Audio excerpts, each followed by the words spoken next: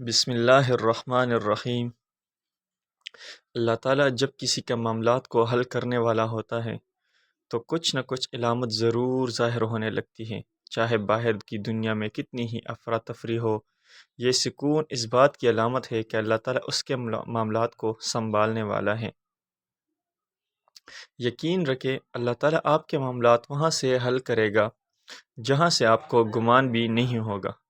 پیارے اسلامی بہن بھائیوں، زندگی تو ایک امتحان ہے جہاں خوشیاں بھی ہے اور غم بھی، جہاں یقین بھی ہے اور خوف بھی۔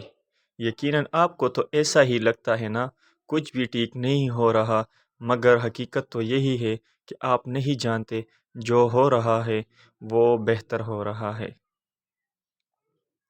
ایک بات یاد رکھیں، آپ غلطیاں کر سکتے ہیں مگر جو غلطی نہیں، جو ذات آپ کو یہاں تک لائی ہے وہ ذات کر سکتی ہے۔ اگر اللہ نے آپ سے کچھ لیا ہے تو دیا بھی تو بہت کچھ ہے جس کے آپ قابل بھی نہیں تھے۔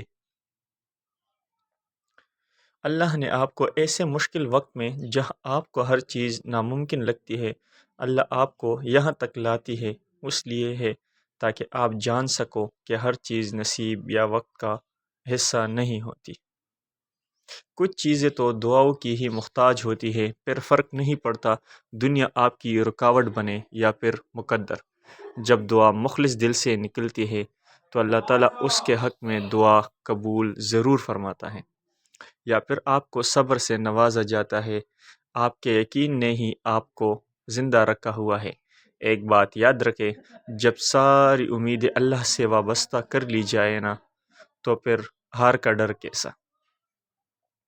جو جنگ اللہ کے ساتھ مل کر لڑی جاتی ہے نا، اس کی شکست سے نہیں ڈرا جاتا۔ جس کا کوئی خیال رکھتا ہے، جس کا کوئی خیال نہیں رکھتا، پھر اس کا خیال اللہ رکھتا ہے، اور اللہ کی آغوش سے محفوظ اور بہترین کوئی بھی جگہ نہیں ہے۔ اپنے مطابق زندگی کو بنانے والے تو احمق ہے، بس اللہ کے مطابق زندگی جینا سیکھ جائے، پھر اللہ آپ کے مطابق زندگی بنا دے گا۔ جس دنیا کے پیچھے آپ بھاگ رہے ہو وہ خود بکھری ہوئی ہے، آپ کو کیسے سمیٹے گی؟ تو بس اللہ کی طرف لوٹ جاؤ۔ جو انسان خود کو سمیٹنا سیکھ جاتا ہے نا، پھر کوئی بھی اس کو نہیں توڑ سکتا۔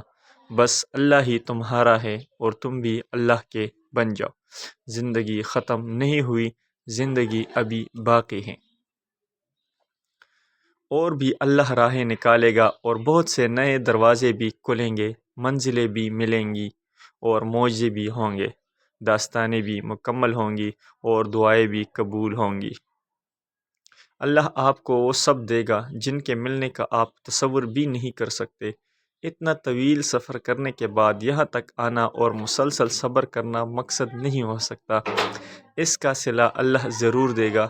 اللہ اتنا نوازے گا کہ آپ راضی ہو جاؤ گے۔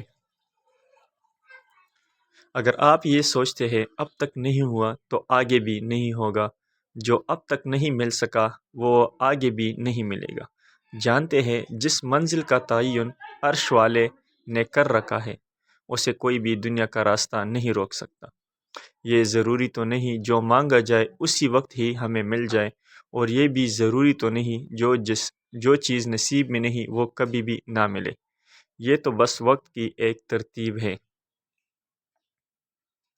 سب کچھ اللہ کی منصوبہ بندی ہے، آپ کے سوچے ہوئے وقت کے مطابق نہ صحیح، مگر یہ بھی جان لو جو بھی ہوگا آپ کی رضامندی کے مطابق ہوگا انشاءاللہ۔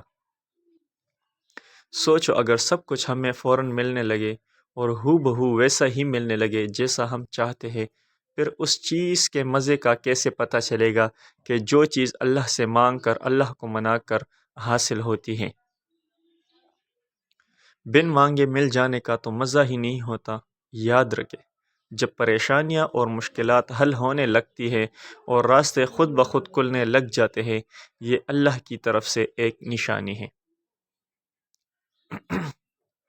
کہ اللہ ہمارے حق میں بہترین فیصلہ کر رہا ہے۔ جان لو آپ کی دعائیں سن لی گئی ہیں، مگر یہ وقت ہے آزمائش کا کہ آپ انتظار کتنا کر سکتے ہیں۔